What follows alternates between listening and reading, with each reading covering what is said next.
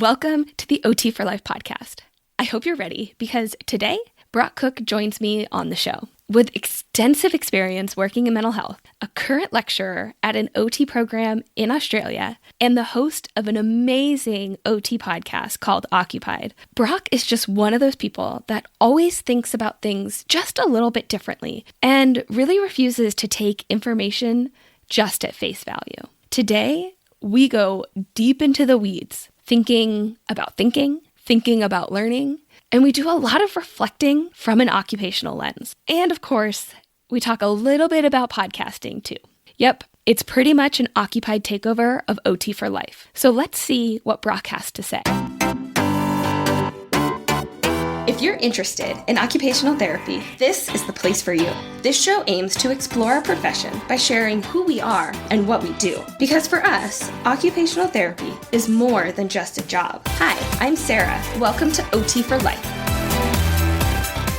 Since you're taking over my show today, where do you want to start?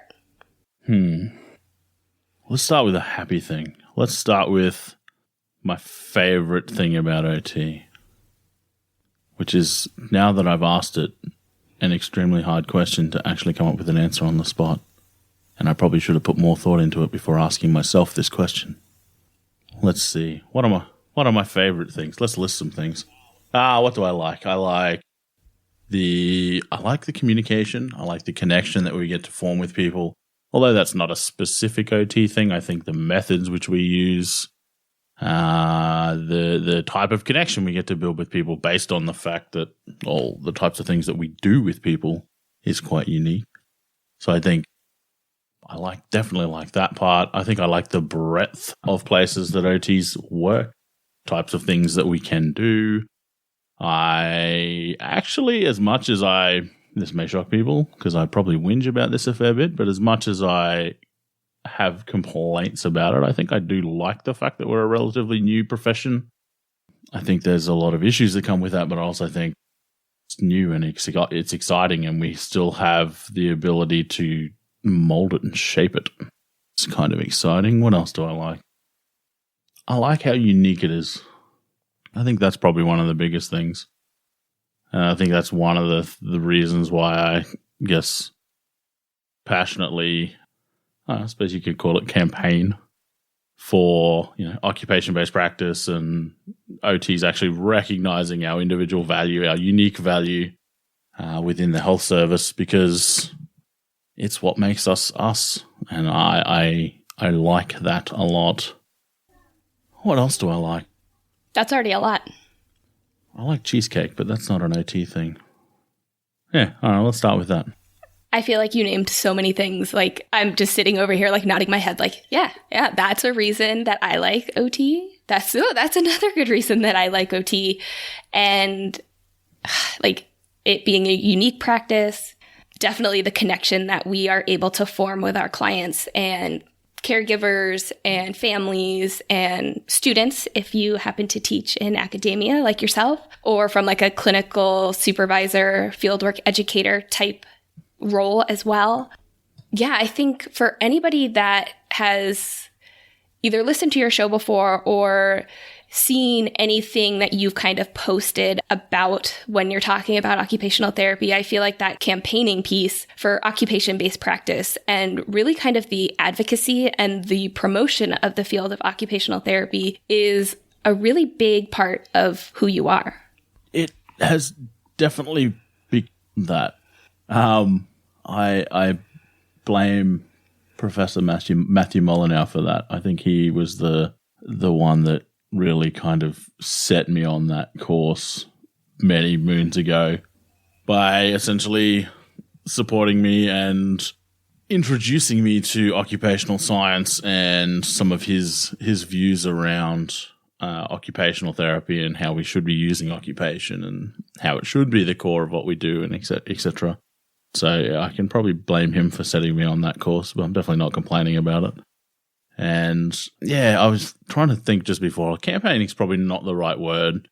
I think with the podcast, like, yes, I'm quite opinionated, but I'm not concrete. I'm quite open to alternative views on different things and whatnot. I'm happy to, and that's how we learn, like being able to hold two opposing views. I can't remember who said it. It's probably someone really famous, and I'm sure it actually is. It might even be like Einstein or someone who said that the real measure of intelligence is being able to hold two opposing views at once. Which I've obviously never forgotten the quote, but I've forgotten who said it. But it's something that's something that really stuck with me, because I think that's something that I don't know, I feel like we're kind of losing that ability because no one wants to have those conversations. So with my podcast, I think rather than campaigning, I think what I'm trying to do is just showcase people who are doing awesome stuff. So I'm not there trying to say like everyone has to do this. I'm just like, man, this people, this person's got this wicked practice and they're doing these cool things, and like I just want to share them essentially with the world, give them a platform. I have this platform here, use my platform. Talk to the people that listen to the show and promote occupation-based practice by doing, essentially. This is what you are doing to, with your consumers, with your clients. The other stuff I do, the ones that I guess don't have guests, are probably more my opinion, which they're much shorter because I don't think anyone wants to listen to me for that long. So, yeah, no, it's fun.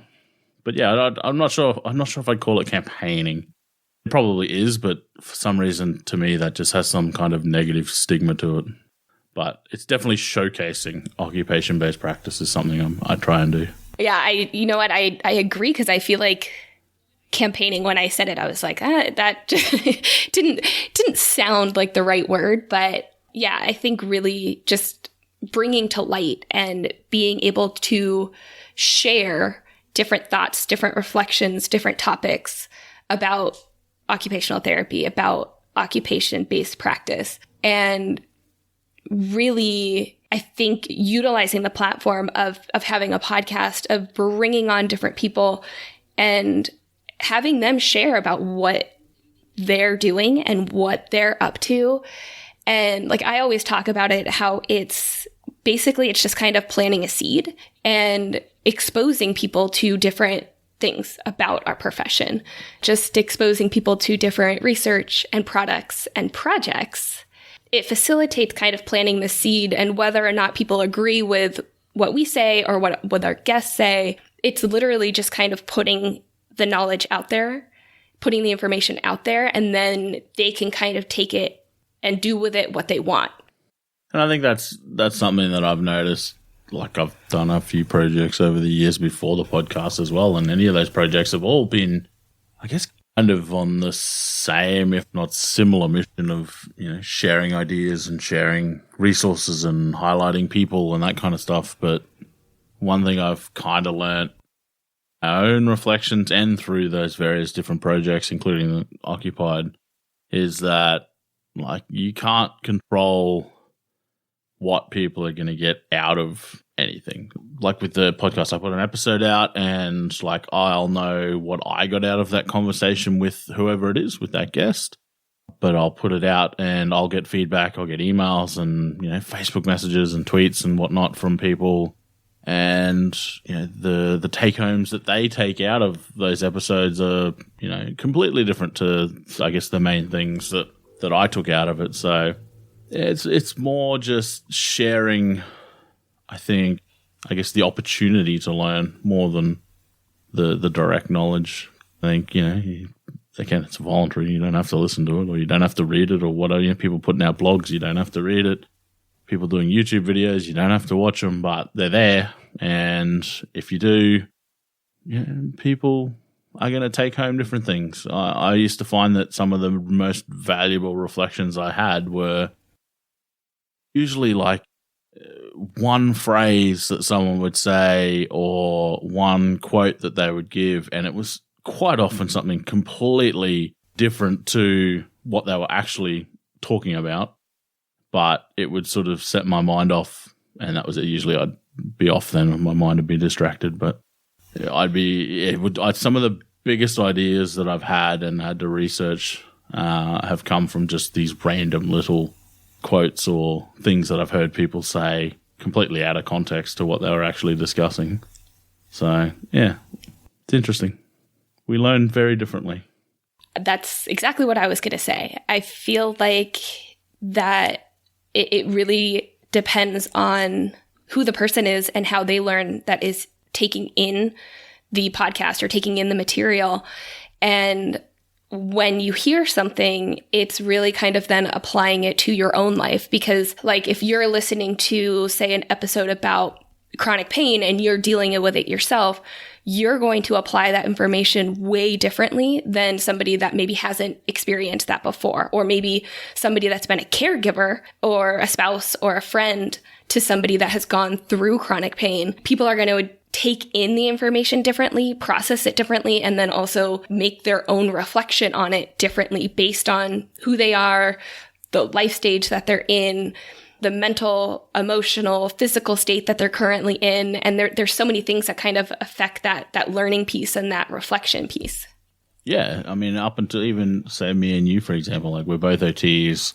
We've worked in very different areas. So we've both, even OT aside, we've got to this place in our life and we've developed a whole range of different lenses that we view the world through, and, you know, different memories and different experiences that we've had help shape who we are and how we react to things and our opinions on different things. All of those different lenses that we've built up essentially throughout our life. So me and you looking at exactly the same situation would see it different.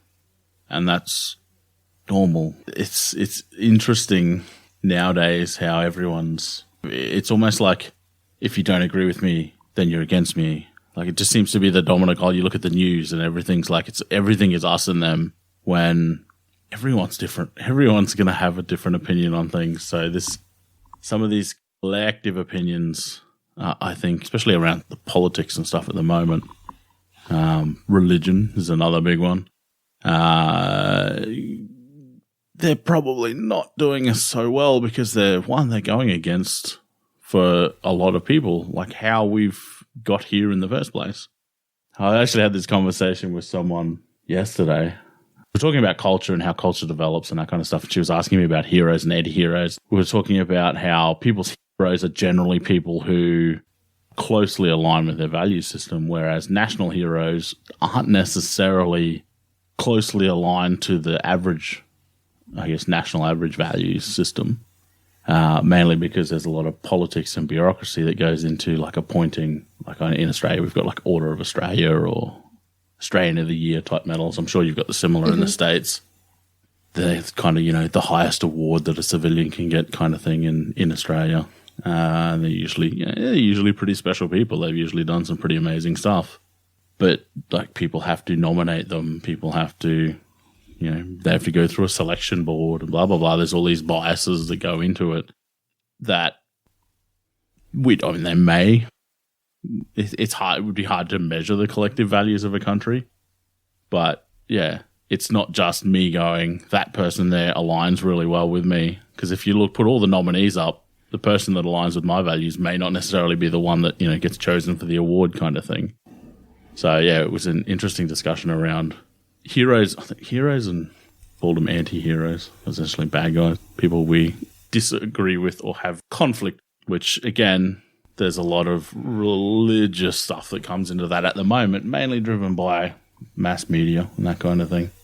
But it's all interesting because a lot of these complex theories are all things that we as OTs use sometimes, I guess, on that scale, but quite often on a much smaller scale to try and understand people. Because we need to understand people to be able to work with people. And I think a lot of times our own kind of biases and who we are and what we've been exposed to and the experiences that we've gone through in our lives can impact how we actually work with people. Because you go in to work with a client, regardless of setting, you're coming in with your own biases. They're coming in with their own set of experiences and religion and culture and family life and you name it. Like, we're coming together. And I think a lot of times it's very easy for the therapist to be like, okay, this is what I want to do. This is how we're going to make it happen. And a lot of the times, or sometimes, it can be where those don't align with what that client actually wants or what they feel like they want to accomplish within therapy. And it's really interesting to be able to kind of take that step back and really try to understand where it is that your client is coming from without, and it's so hard to do, without trying to actually put in kind of your own experiences and your own biases into that relationship. I think that's one of the things I talk about it fairly regularly is one of the biggest tools you can have in those kinds of situations is self-awareness of where you are anyway. Because most people can't stop, coloring a situation with their own biases because they don't even know what they are. So, I see, for whatever reason, I don't understand it, but I see there's groups on Facebook of thousands of people that hate coriander, the herb. If you're going into a situation, this is a really sort of out there, but it hopefully will highlight my point. If you're going really, into that with a non-conscious hate for coriander, and you're working with someone who, I don't know, farms coriander, you're automatically going to filter that experience through your own lens. It's going to get filtered whether you know it or not. You being aware, I genuinely hate coriander. It is, I don't even know that much about it. It's green, and I don't like green things. If you are more aware of your lenses and your biases, then yes, you're still going to filter that situation through them, but you're going to be able to go, okay, I'm feeling this towards this person, but I know it's because he's a coriander farmer and goddamn that stupid coriander. As opposed to you just being, defensive or whatever with them without having an understanding. Terrible example, but hopefully you get the point. I get the point, but I think it's pretty funny that you brought that. I don't even know why that. Well, I don't even know why that came to my head. So, do you like coriander? I have no idea. I have nothing against coriander. It's done nothing to me in the past. Okay. Well, the reason I ask is because there's actually, and I mean, I love it. It's great, but there are people that, for whatever reason, it tastes like soap to them. Well, there you go. See, I didn't know that. And so, if something that you eat tastes like soap, I think that's what it is. Don't quote me because I'm not one of those people, but that's what I've heard. Then of course you're not going to want to eat something that tastes like soap. So I love the example, but but if you don't know that, if you're not aware of it, there you go. Apparently it's a genetic thing. It's how our taste buds evolved. There you go. Well, that is fascinating. So if you're not aware of your biological bias against coriander, then it may taint your experiences. I feel like what we've just been talking about, literally just played out. Of coming in and you're like, why do people hate coriander? And then all of a sudden, there is a biological reason, and you're like, oh, well, now that totally makes sense. But some people will come in and just be like, whatever, I don't get it. I love coriander. I don't understand why people don't like it. And if you're not able to take in that other side, take in the new information that you didn't know before, you're not going to learn, and you're not going to be able to grow from that information and integrate it and process it and then kind of reflect on the other side. You see that a lot in my career. You see that a lot in mental health stigma, that kind of thing. There's a lot of people for a reason that end up working in mental health due to personal experience, family member experience, etc. And in a lot of the people that I've talked to, those experiences aren't always good. So they'll come into mental health because for whatever they want to make it better, or they want to make a difference, or they want to get the skill set that they can then help their family member, whatever the reason is. But they've had this experience with the system, or experience not usually with an OT, because I don't know, no one seems to. I've never met anyone that's saw an OT 20 years ago in mental health. I'm not sure why. I'm sure they're out there, but I've not met them. But they, for whatever reason, their previous experience with mental health is going to shade how they look at either certain situations or people with certain diagnosis or the health system. I had a person not long ago that was just, I don't even know. Something was going on with a relative. I couldn't quite understand the story. Something was going on with a relative, and she was trying to tell me how terrible the system was. But to me, I'm like, you're just accessing the wrong part of the system. You just need some guidance. Like, it's not the system.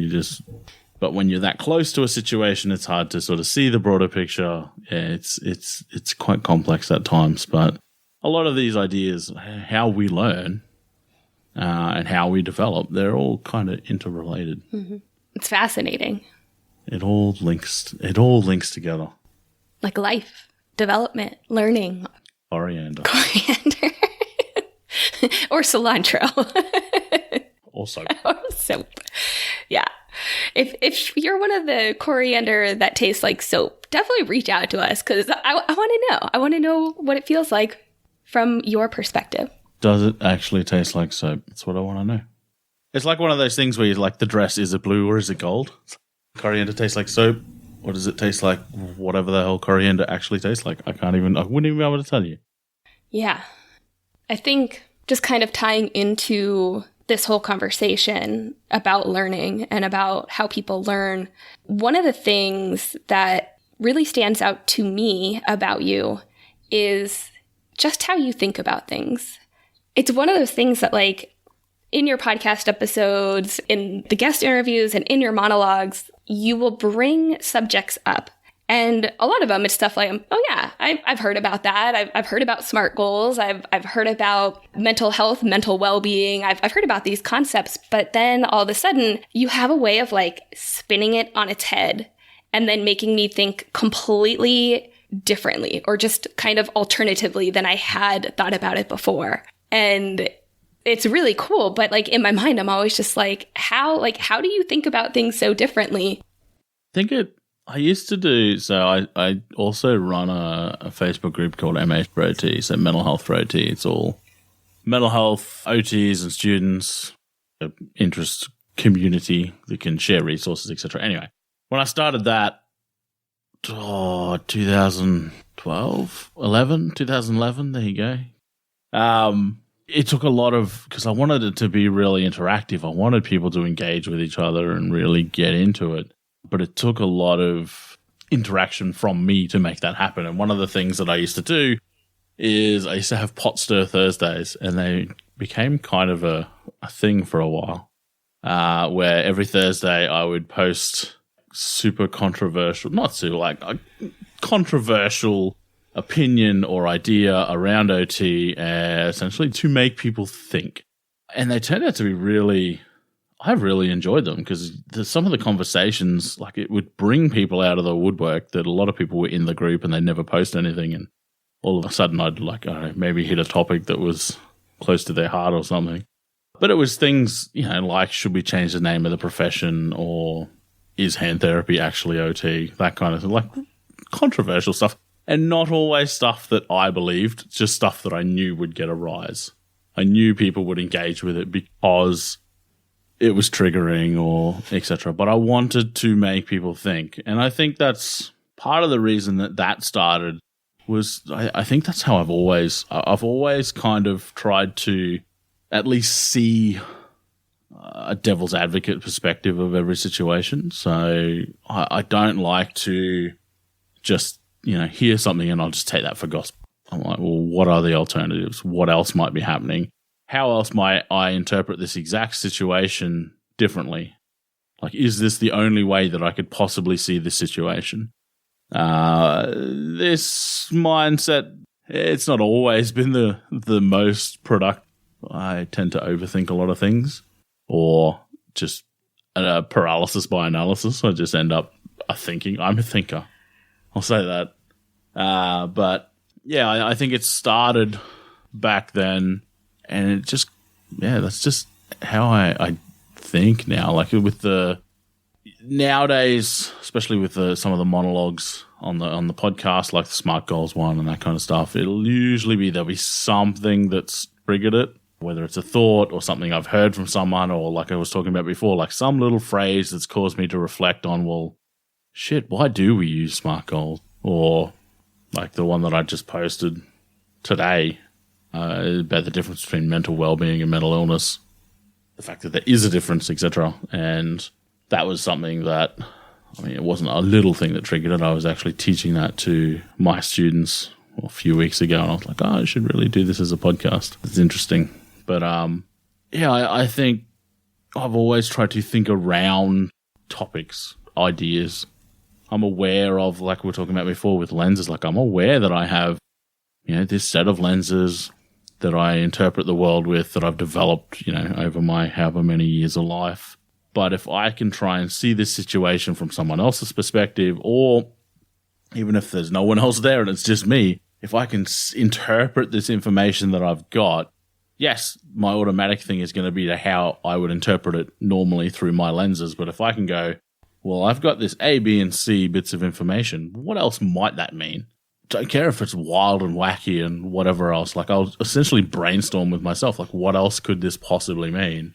And then work through the different components. And sometimes, like the smart goals thing, it'll be something completely not thought of before, or, haven't thought of in a long time. Like the fact that maybe we use them because it's the only way we're taught. Don't know. And then when I asked a few people, like, yeah, that was the only way they'd been taught. So, I think I am a chronic thinker, overthinker maybe sometimes, but yeah, I try and interpret the same set of data, whatever it is that I get, whether it's a question or a journal article or whatever it is. Any new information that I get, I try and interpret it in as many ways as I can to try and, I guess, illuminate me just taking what my lenses are saying for gospel, I guess. It's just a habit that I've got into over. I'm curious kind of where that actually stems from. And I know that you have a previous background kind of in the engineering, because that's where you were thinking you were going before you decided to pursue occupational therapy. And I'm just kind of curious where this like dissecting kind of nature came from, because I feel like a lot of people, and I think that this is a lot of the ways that we're taught, is that people just take learning, they take the knowledge basically for surface value. Whatever they're told, it's like, that's right. Whatever they read, that's the only way to think about it. And I'm just kind of curious how you developed that. Hold on a second. You're telling me one thing. Now I want to think about it from 10 different views before I come to my thoughts on it. I have no idea. I would think that back when I was in high school and I kind of had my heart set on doing engineering, I don't think I did think like that back then. I was very much, this is the plan, this is what I'm doing. It was the sort of blinkers on, this is how the world works. Don't tell me otherwise. You're wrong. I'm right, etc., etc.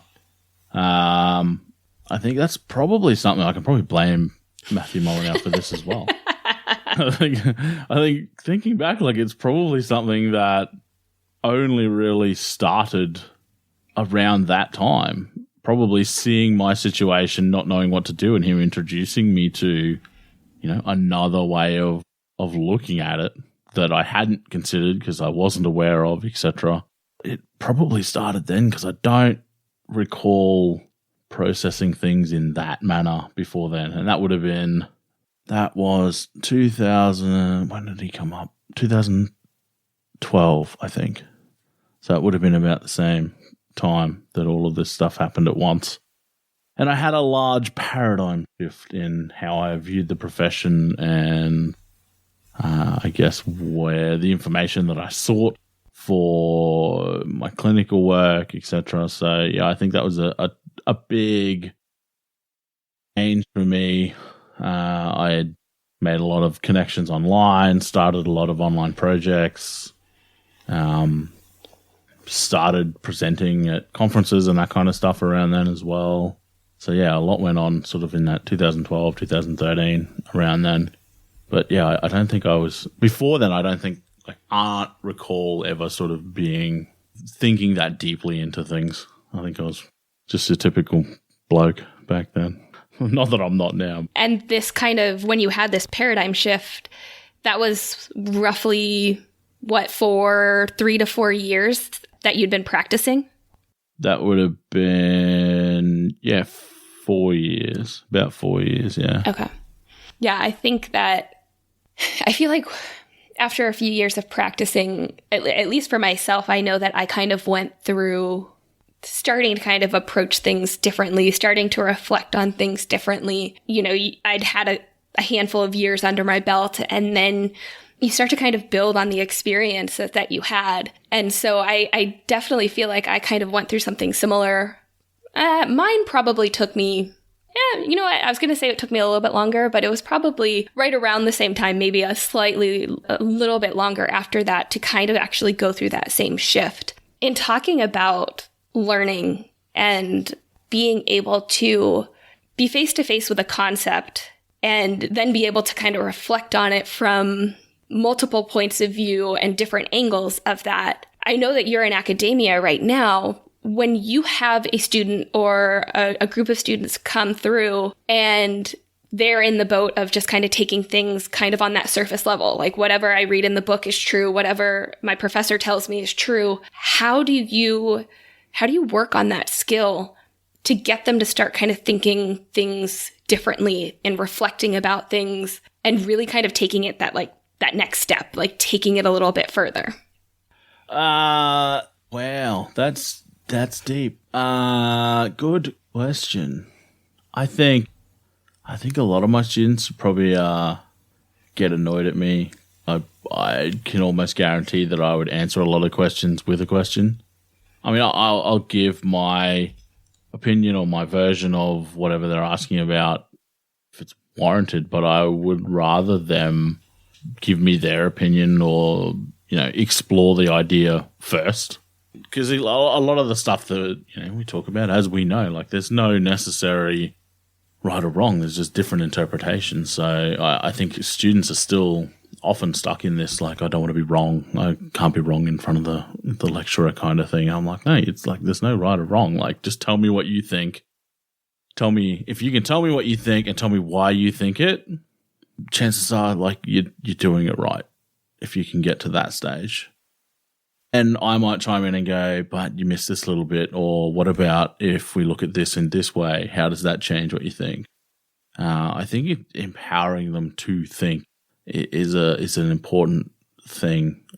I know it doesn't work for everyone. Everyone's got different learning styles and that kind of thing, but I think teaching people how to think and not what to think is kind of an important thing that doesn't always happen, and it's not always the ideal way to teach a concept, depending on what the concept is, but experiencing things is another way of getting them to explore it. So my workshops are quite hands-on. You know, if I'm teaching them, you know, if we're looking at sensory mod, or if we're looking at solution-focused brief intervention or occupational interviewing or whatever it is, like they're doing it and they're learning by doing it. You know, it's very OT. And I think by doing it, they then get to explore the issues that they come up with individually, rather than me telling them, like, here is where it can go wrong with different clients. Like, no, like, you actually do it, because everyone's going to have different strengths. Everyone's going to have different weaknesses. A lot of the things like sensory mod, we do as almost like a self-reflective exercise, so that they know, you know, what they're bringing to the party. So they know, they have a better awareness of their own sensory processing, so that when they're working with someone, they go, oh, like, I can relate to that. I know what to do with that. I will know what to recommend, etc., etc. But yeah, I think hands-on stuff is really for everyone. I mean, it's hands-on, but it's what they would be doing in practice. So it's, I guess, kind of a simulation, but not really, because I don't like simulations. Oh, I don't. I'm going to get myself in trouble here. I don't not like simulations. I don't like pretend. So when my students are interviewing, they're not pretending to be a client, just interviewing each other as each other. I have nothing against simulations. They're actually really good. But yeah, I don't like pretend. I'm totally laughing when you were saying that your students would be annoyed by you because you answer their questions with a question, because I do it to you? Well, yes, but that's not what I was going to say, actually, because that's exactly what I do in my role as a fieldwork educator. And I warn my students from day zero, like the very first day, like we haven't even started working together. It's more just like a pre-interview. And I warn them, like, you guys are going to ask me a question and I'm going to fire right back at you. And I think allowing them the time to think and reflect and process through it without just jumping in and saying, well, it's this, this, and this, and this, and this is why. Like from the educator standpoint, that's not going to be the valid part. The thing that the students need to learn is how to actually work through it. And yes, we can guide them as an educator, but it's not necessarily just feeding the information. It is helping them kind of pinpoint what were the pertinent things that happened in that session. What was the client doing? What was the environment like? What was the connection between the other people that happened to be either around or a part of the session? And starting to explore further out rather than just like feeding them specifically what that information is. And I love the comment that you said about empowering them to think, because I think that empowering piece is so pivotal. It's not just for them to be able to go take a test and spout out all the information. It is for them to be able to get presented with a case, get presented with information, and then be able to reflect upon it and reflect upon it holistically and not just in kind of one way of thinking. And what really kind of stuck out to me when you were talking right there is that students, and I feel like students and some practitioners too, they don't want to be wrong. And that's one of the reasons that it's so hard to take that step back, is because they want to be right and they want to do the right thing. And it is hard to really just kind of remove yourself and try to like digest what's going on in that moment, because you want to be right then. I think the same thing happens with teachers. Like, I've been wrong. I don't know everything. And it's been pointed out to me by a student. I'm like, yeah, cool, good pickup. I didn't realize that. My bad. Or I've been saying that wrong or describing that wrong. There's a wider cultural thing at the moment. And I can't speak for all cultures, but it seems to be mostly Western cultures where we've got this fear of failure. We try and avoid failure or being wrong or getting something wrong or doing something wrong. We try and avoid that at all costs. But if you're someone who the skill set of, proper critical reflection, they're your biggest learning points. Like, that's where you're going to learn more than, you can get something right all day, but you didn't learn to do it right by doing it right. You learn to do it right by learning what not to do. Again, I think it was Edison or someone who was like, I didn't get the light bulb wrong 3,000 times. I just, was it 299 not doing it and then one of doing it. Like, you learn by reflecting on failing and getting things wrong. And I don't know why we've got this culture now of this complete avoidance of failure. Mm-hmm. We've got this, participation medals because no one can be seen as, heaven forbid people aren't in the top 3 kind of thing. It's just, I don't think it's doing it any favors by avoiding failure. The other thing that you can get with that is not just learning, but you build resilience. Like, any kind of change, any kind of failure, any kind of being wrong, it's uncomfortable. We know that feeling. Everyone, as soon as if I say now, like, picture a time when you got called out for doing something wrong, that, like, pit of your stomach up in a knot feeling like, oh, crap. Yeah, okay. You've just clicked on that you've done something wrong. That feeling. It sucks. And if you avoid it, you're never going to learn to deal with it. Whereas if you learn to deal with it, then you can use that experience and learn and probably, hopefully, never do it again, or learn better ways of doing whatever it was you were doing at the time. So, and everything's interconnected.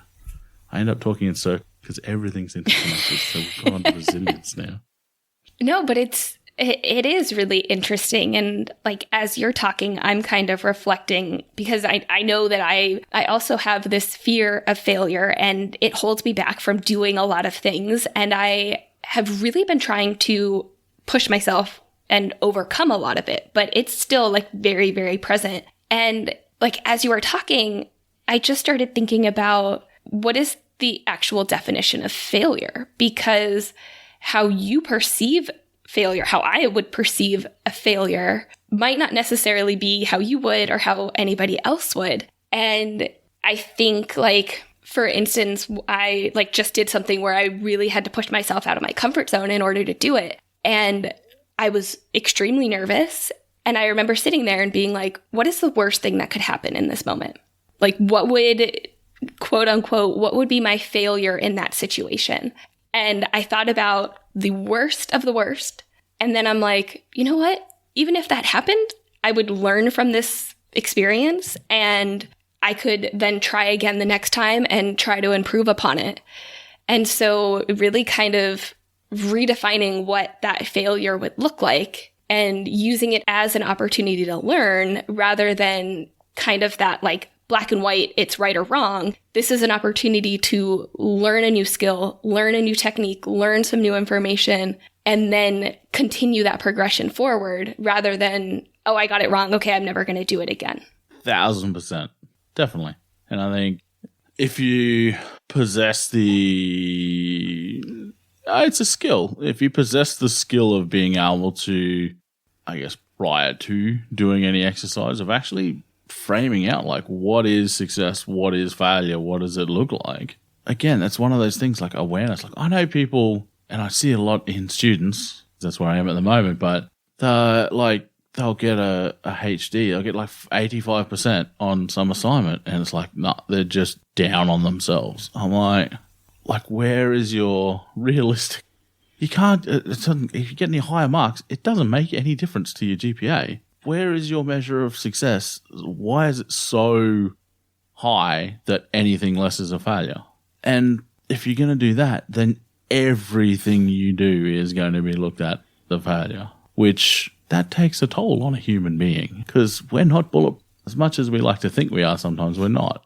I think that's one of the reasons why, especially in mental health, like I like things like solution-focused brief intervention because even when things aren't going so well, the focus of that is still on the positive. So, you know, if you were doing really well last week and this week you've slipped, the focus is, that's sweet. Okay, you've slipped, but you caught yourself. Like, why did you stop here? Like, how did you catch yourself here? And why didn't you slip all the way down to, you know, rock bottom kind of thing? Like, you've got some skills. You've done something really awesome to stop yourself from sliding all the way to rock bottom. That's a really awesome, especially in mental health anyway, that's a really powerful way of framing what would traditionally be looked at as a negative situation. Likewise, what you were talking about before, if you can reframe what is failure to you, or even the fact that you're aware of it so that you actually know, like, oh, like I would normally look at this as a failure. I think perspective, I think that's one thing that for me, being able to, I guess, step back and like in order to look at things from multiple perspectives, you need to be able to step back from them. And I think that stepping back part is a dying art in a lot of people because that's the thing that often allows us to get the perspective of, okay, yeah, like when I'm right up in it, 85%, and I'm not happy about it. But when I step back and have a look, well, like I said, it's not going to change your GPA. A lot of the stuff, you know, yeah, you can keep aiming for higher, but don't beat yourself up when you don't get it. You're going to get some feedback, incorporate that into the next assignment. I'll get 86 next time. Just because you don't get 100% on an assignment, that's ridiculous.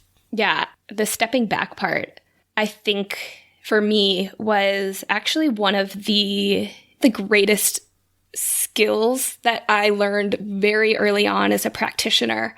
And I remember this so vividly. This was my first supervisor when I was a new grad, and I had a tricky case, and I literally was just hitting my head against the wall, and I didn't know what to do. And my supervisor, Roxy, was just like, take a step back. Don't do any sort of like traditional therapy. Like when the kid comes in, just take a step back and just play with the child and watch and observe. And when she first said that, I was like, no, there's no way. Like the kid comes for therapy. I have to do therapy. And she literally was like, no, just don't do anything and just watch. And I realized in that next session that child came to me I was able to say, oh my gosh, like this is happening and that's what's causing this breakdown in communication, or that's what's causing kind of the upset of his sensory system. And I had kind of all of these light bulb moments. But if I didn't take the minute or the 10 minutes or the hour, whatever it was, to take a step back and actually reflect on what was going on, I wouldn't have been able to see it because I was so deep in the weeds of trying to figure out the situation without really realizing what I was looking for at that moment. And I think like this can also kind of happen when we have clients and they've been just rocking therapy and everything's going so well. And then all of a sudden there's that day where just everything just falls apart. And you as a therapist are sitting there like, wait a second, like we've been on this uphill trajectory, everything's going great. And now all of a sudden everything's crumbled. And it really takes that kind of taking a step back and being like, okay, what's happening? What can we adjust here? What caused this to happen? That ability to kind of remove yourself from the situation and then reflect is such an important skill to have. Yeah, definitely. And I think it's one that I know it's not like the solution-focused brief intervention that I mentioned before. It takes into account, like it gets you to describe your ideal situation and your current situation through the eyes of someone else. So through the eyes of a family member or friends, etc.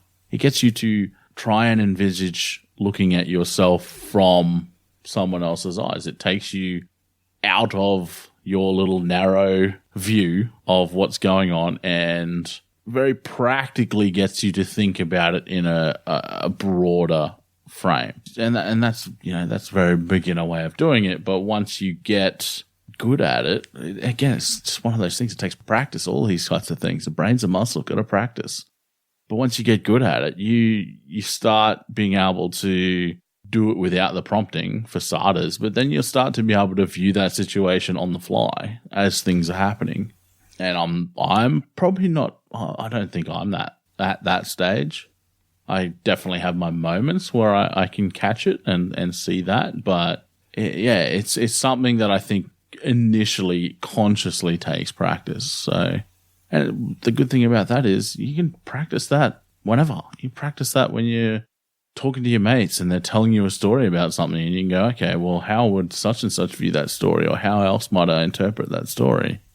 Like it's not something that needs a really formal setting or, a formalized peer supervision, blah, blah, blah. Like you can do this in your everyday. Your communication stuff is really easy to train because you talk to people.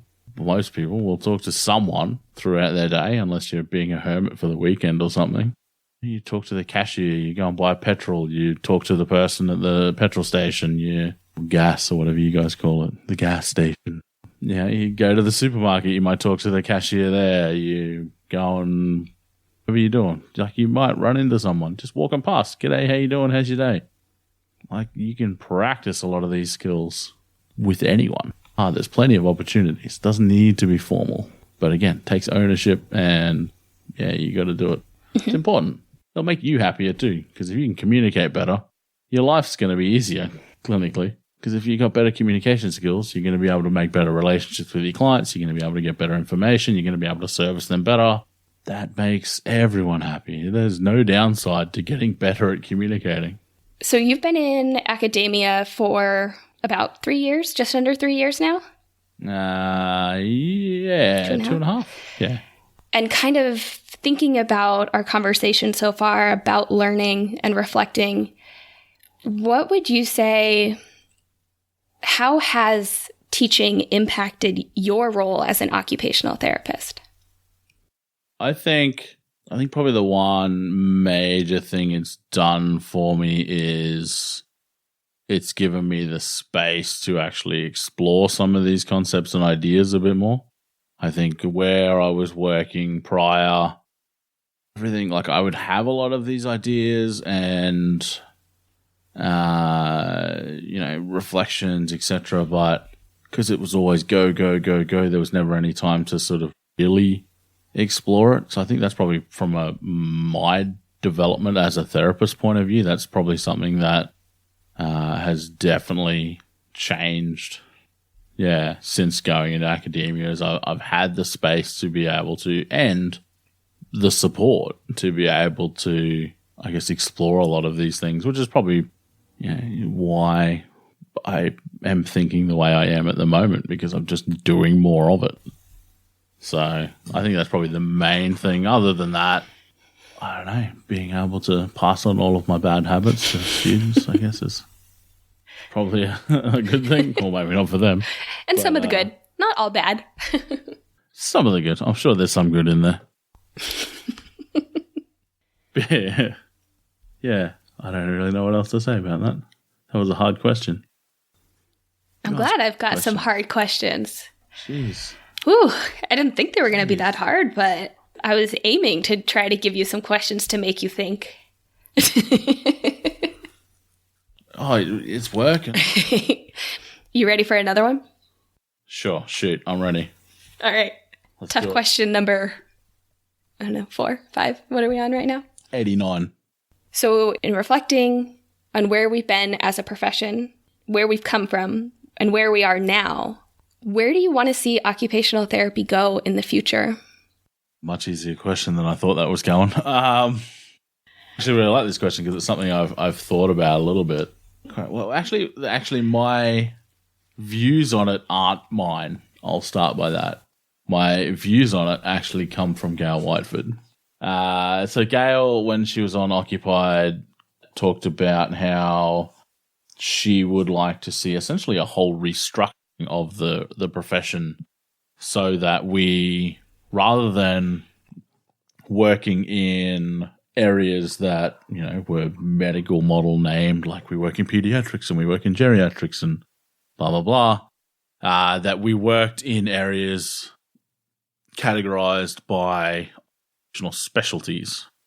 So a couple of the examples that she gave would be, you're an OT who specializes in occupational deprivation and you work with anyone, doesn't matter age, sex, whatever, whoever, country, refugee, citizen, doesn't matter. You are a specialist in occupational deprivation. Or another one was you are a specialist in occupational transitions and you work with the whole gamut of people, but your specialist is occupational transitions. Her reasoning for that was similar to law, where the name of the profession is actually in the specialty. So, you would be an occupational transition, you would work in occupational transitions, you would work in occupational deprivation, etc. Similar to law, where you work in family law or you work in corporate law, where you work within your profession's specialties as opposed to trying to fit in. Like, can you imagine if there was adult lawyers and geriatric lawyers and pediatric lawyers, and it just doesn't make sense. We're trying to fit our profession into a system that isn't really designed for what we offer. So I know that's very pie in the sky because I have no idea how you could ever restructure a whole worldwide profession. But then again, times change and paradigms shift, so who knows? But I would love to see at least some people start to move in that direction, because I think if people start to move in that direction, like I would love to place myself as an expert in occupational transition. So that's an interest area of mine. I do a lot of reading around it. I've used a lot of those sort of concepts in clinical practice, and I intend to do research, etc., in something around that. And I think if more people were to take on that kind of mindset of like, I'm going to place myself as an expert in this or this or this, as long as it's, fitting with the occupational language, like it's an occupational therapy specialty area, then I think that would be a step in the right direction to changing it for that, towards that vision. What else would I like to see? I would like to see, and I think this is already starting, but I would like to see OTs really form their identity around occupation again. I think we're starting to move that. Like 10 years ago, we were out in the weeds somewhere doing functional assessments and weird tick and flick cognitive assessments, but I think we're slowly coming back towards occupation being the focus of what we do.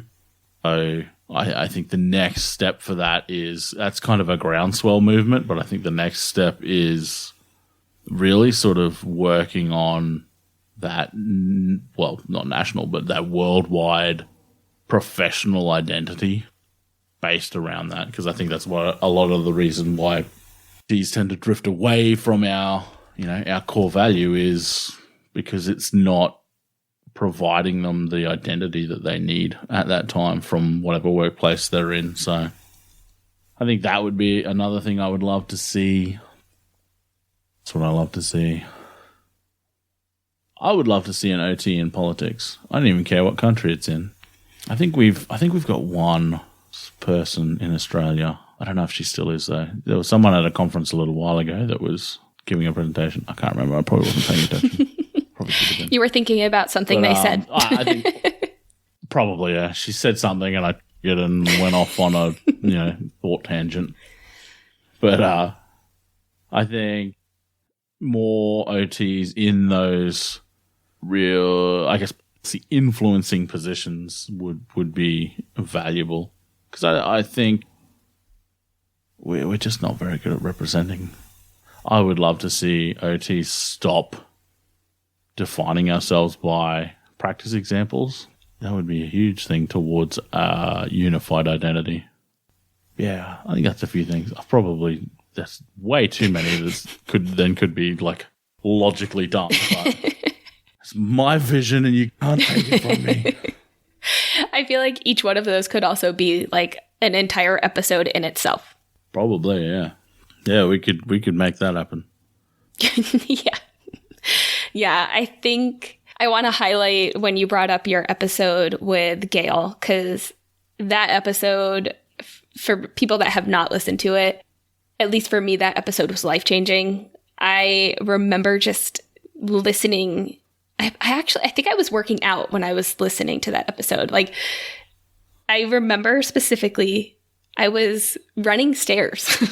So I had like all sorts of like mental and physical juices going. And then all of a sudden, like, I'm listening to this. I was running bleachers and I was like going up and down listening to this episode. And I had so many just mind-blowing light bulb moments where I was like, oh my gosh, wait, pause, rewind, listen to that again. What was that? Okay, hold on, pause, or rewind, listen to it again. I think I've actually listened to it 2 or 3 times now, but I think it's one of those episodes that I could continue to go back and always learn something new and reflect on something slightly differently than the previous times that I had listened to it. It's just all around, it's just an amazing episode, and we'll definitely make sure to link to that in the show notes. Yeah, imagine talking to her. Like, I wish I had the video of that conversation, because my eyes would have just been super wide and my jaw would have been on the desk half of our chat. Yeah, it every now and then, like, I'll talk to someone who is just, I've said this to someone before, like, I genuinely felt really dumb after talking to her. I'm like, how could one person be that smart?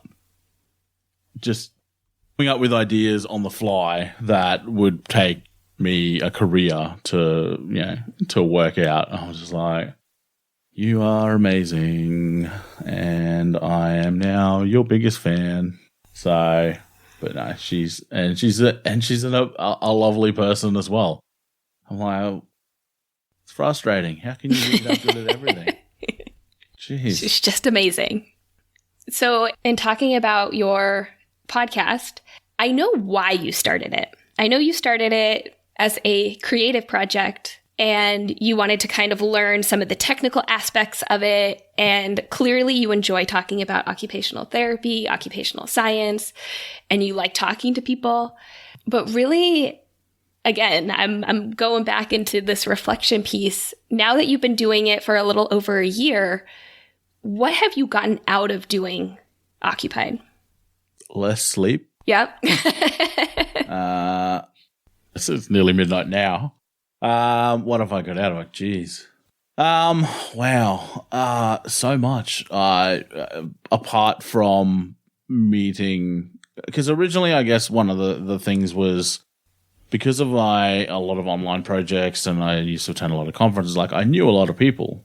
I had what I considered anyway, a fairly wide network of people that I knew within the profession.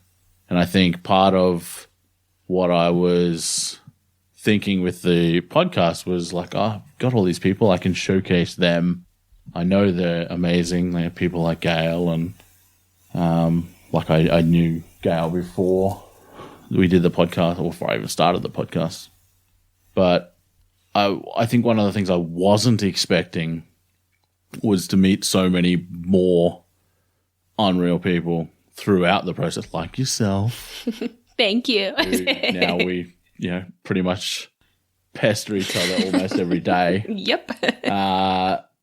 But originally I was like, this is going to be like, I'm going to alternate. I'm going to say like one episode, I'm just going to record me talking about a topic, and then I'm going to bring on a mate.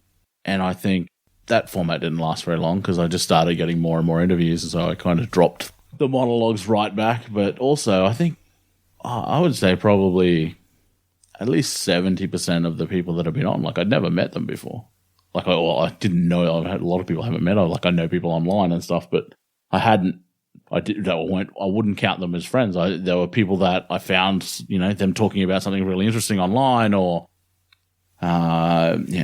saw something that they'd written, like a blog, or heard them on another podcast, or, I knew that they had a specialist interest in some sort of topic. So I asked them to come and have a chat with me. And I think, so through that process, part of that process is I've met some just phenomenal OTs. I think I've learned a lot about, I guess, the practice differences across countries, because a large portion of podcast listeners are in the States. So I think just under half, probably about 45%, I think, of the occupied listeners are in the States. I would say at least, not more, of my guests are from the States. Apparently all OTs in the States are from California, because that's where most of you seem to be. Not currently, though. Represent. No. Normally reside in California.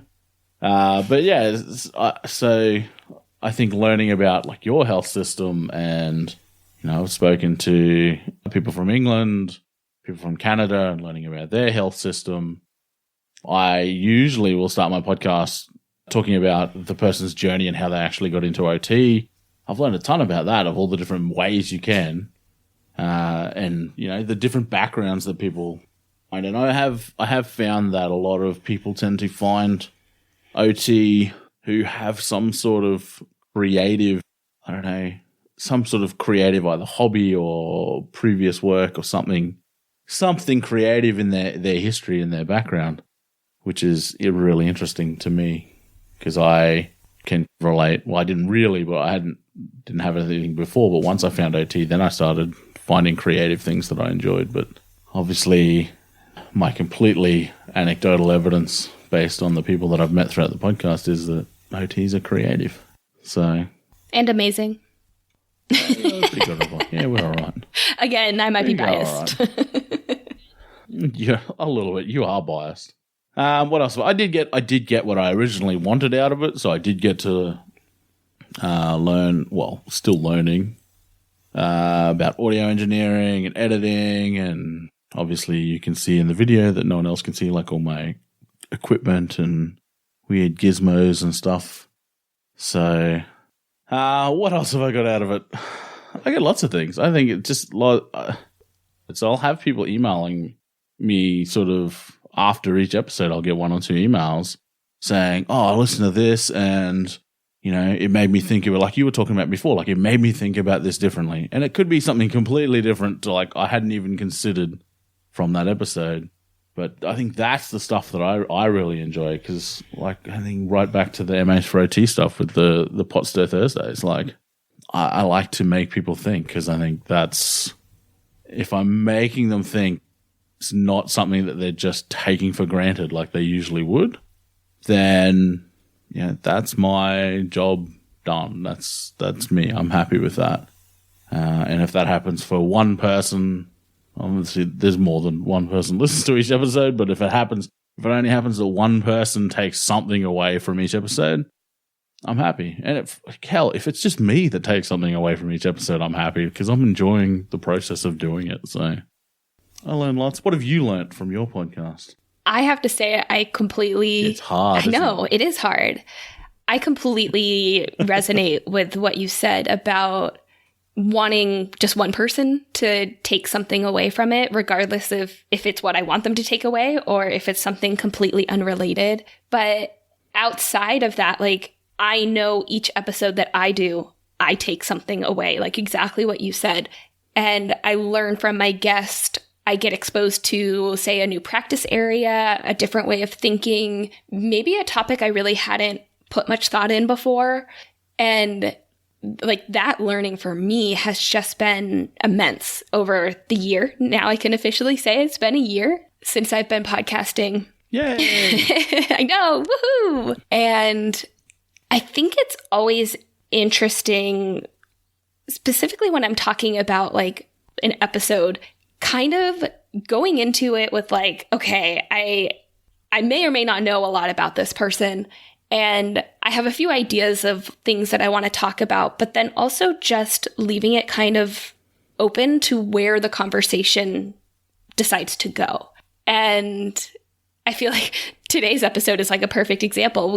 I had a couple ideas, and then all of a sudden I'm like, wow, we ended up way in this like kind of other realm. And I'm like, I'm so glad that we're here. And having that kind of natural progression and that natural just flow of the conversation and what my guest is thinking about at that time, what they're going through at that time it's been just a really cool thing for me to kind of be a part of. And I think this goes right back to right in the beginning when I asked like, what's your favorite part about occupational therapy? And you said that connection. And I feel like through that podcast, I've met so many amazing people. I've learned so many different things, and I've really established this connection to who I am as an OT practitioner and kind of like where my place is in this little world. And I feel like it's really kind of pushed me to continue learning and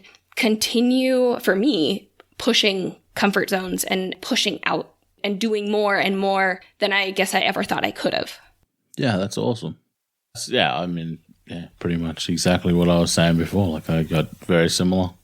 There's definitely guests that put me way outside my comfort zone, like Gail, who we were talking about before. And I've got another episode coming up that you know about that definitely was outside of my comfort zone, but you have to wait till mid-January for that one. So I don't know when this one's coming out. Might be coming out after, I don't know.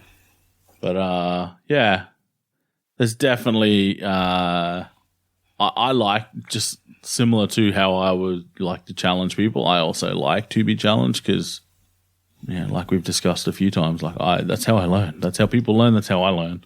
Like if I have any kind of concrete idea, challenge it. I'm more than happy to listen and to debate the merits and see if I can incorporate some of your ideas into my schema to make my knowledge around whatever it is even stronger, kind of thing. So, plus I guess one of the other things that we've got is we've kind of developed like a bit of there's a cool little community now of OT podcasters that we kind of pulled together. We're all in it for the same thing. No one, as far as I know, no one sees that we're competing with each other because everyone's got different topics on their podcasts, and I think probably the only two that are quite similar are probably mine and yours, and even then we're not really competing. We're just, everyone's there to support each other, and they say like the rising tide raises all ships. So yeah, we got this cool little community. So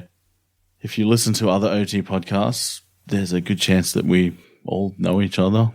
I'm going to do a little shameless plug for you. If you are listening for more occupational therapy podcasts, Brock has actually compiled a list of occupational therapy podcasts. And so if you go to otpodcast.com, you can actually see a bunch of different OT podcasts that are out there, and they're amazing. And you're so right about this community of OT podcasters, because everyone has a message. Everyone has their own platform that they're kind of sharing that message on, but we all connect because we're all OTs and we're all doing this whole podcasting journey together.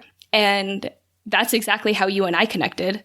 I remember listening to your show and just being like, wow, like this guy is awesome. And at that point, you didn't know I existed. I knew of you from your show. And I believe it was through Twitter, where it was one of like the OT talks that was going on, and it had to do with like social media. And I said something about, oh yeah, I'm starting a podcast. And all of a sudden it kind of blossomed into this friendship. And yeah, this community is just absolutely unreal. Yeah, there was only a few podcasts like when I started and when you started. And it's this space that I think people, like, it's been around for years, but it's just never been, I don't think it's ever been like the ease of, the low barrier to entry actually creating podcasts has never been something that's probably, I guess, promoted within the profession. So the few of us that have sort of discovered that and taken it, I think in the last, I'd say 6 months, there's, been a heap startup. So, we try and bring those people into the community and, support them, because no one knows what they're doing when they first start. So, even we didn't have a clue really what we were doing when we first started. So I still don't know what I'm doing half the time. So, but we're hoping it'll be a community that'll, continue to develop the podcasting space, not as well as, people's individual podcasts. So we want to, and I can kind of, I guess, speak on behalf of the group. I think they'll disagree, but we'll see. We want to promote podcasts as a viable learning tool for people, and we want more people to actually access podcasts in general. They don't have to be OT podcasts, but podcasts in general, because 99.9% of them are free. And there's some amazing stuff. There's some non-OT stuff that I listen to as well that's just phenomenal. But yeah, we're wanting OTs to, 1, access podcasts, 2, access OT podcasts, and by supporting each other, we're hoping, I'm hoping that we're able to bring up the quality and, support people to bring their podcasts online and, create a really good learning experience for OTs that are looking for OT podcasts.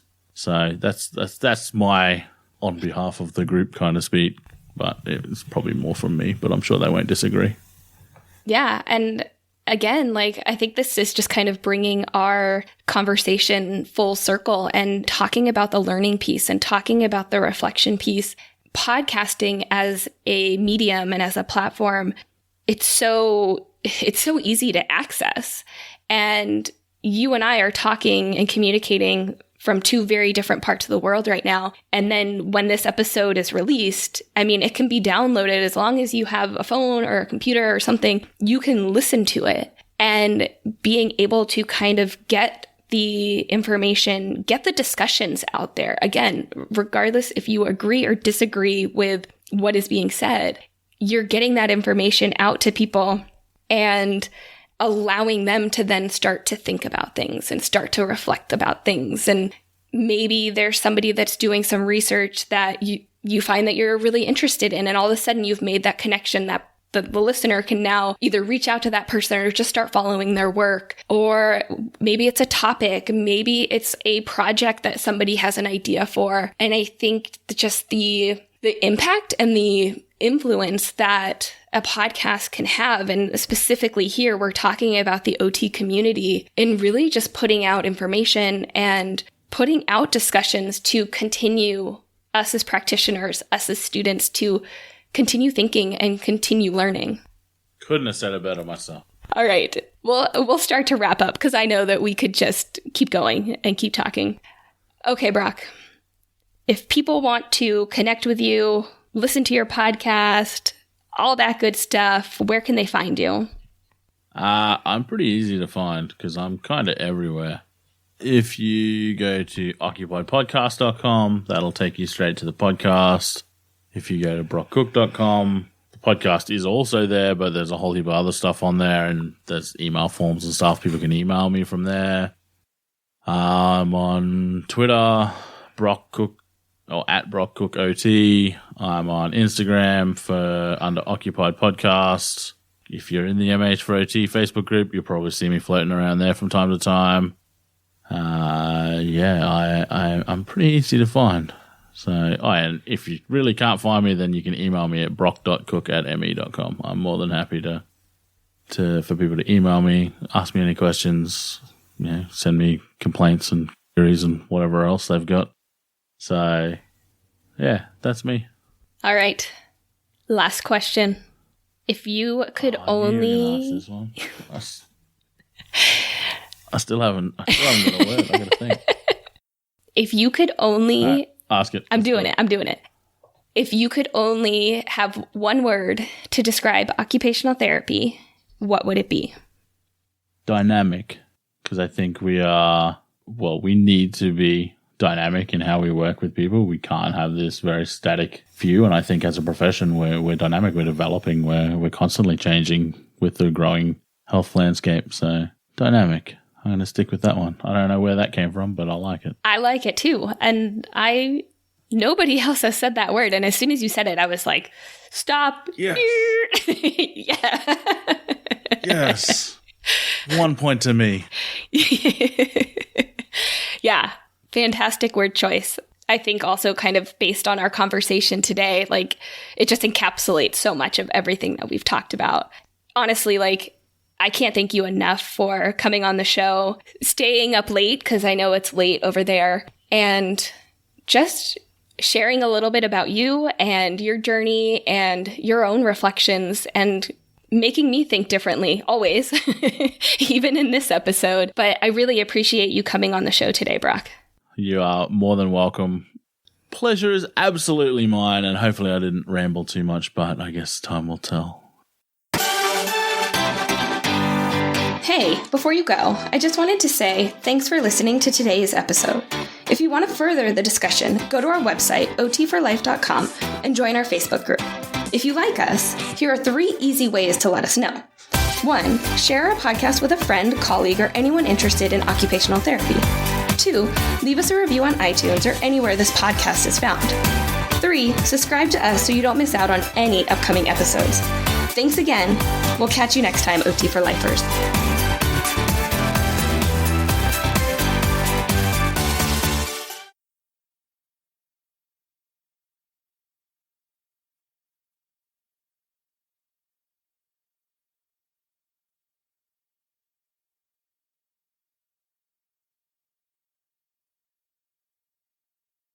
You get what you get. I think the rambling is, if you didn't ramble, I think that would mean that I didn't do something right. I'd be dead. Yeah. There's something wrong. Yeah. He must be ill. Yeah. Ambulance. He's not rambling. Did I even redress the topic? I feel like I just rambled. Hopefully I actually get some kind of semi-intelligent answer in there somewhere. You always do. Compilation? What is the word I'm looking for now? Brain's shutting down. The hat must be too tight. I had my moment earlier. When it's people fine. Email me is telling me. Now everyone can see it when I post it. Now everyone can see because I had to pose for a photo. Yep. I was like lounging around talking in a microphone, and she made me pose. So. Yep. Can you hear my stomach rumbling? I had yogurt right before we started recording, and now it's just like it's barking at me. But, okay.